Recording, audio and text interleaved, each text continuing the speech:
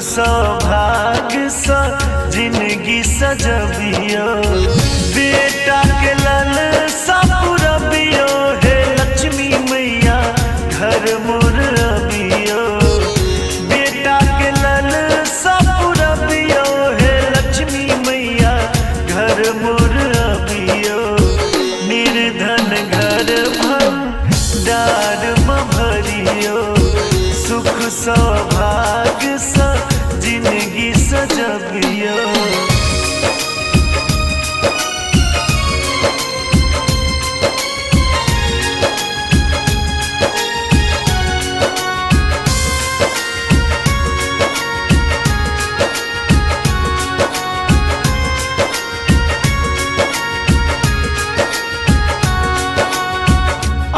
के चरण रज पारस कुंदन, अहि के कृपा सो भेट दौलत अन धन।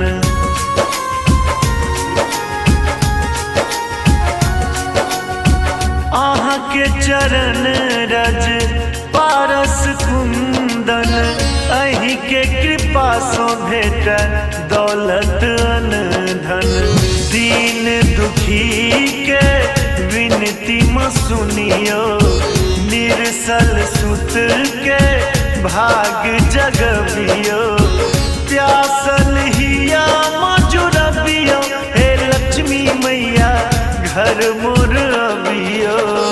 निर्धन घर भंडार में भरियो, सुख सौभाग्य सा जिंदगी सजबियो।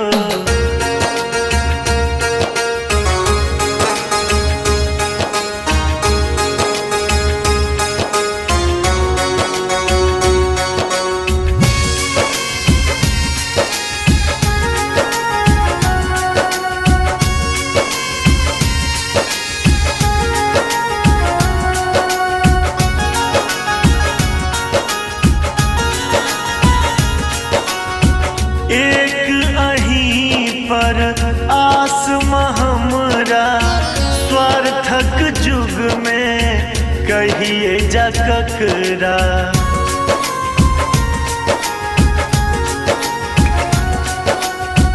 एक अहीं पर आस हमरा, स्वार्थक जुग में कहिए जा ककरा। भाग्यक रेखा मैया हमरो बदलियो, तम हरी जिंदगी इजोरे म करियो। पुत्रक मान धरियो, हे लक्ष्मी मैया घर मोर अबियो। निर्धन घर भंडार में भरियो, सुख सौभाग्य सा जिंदगी सजबियो।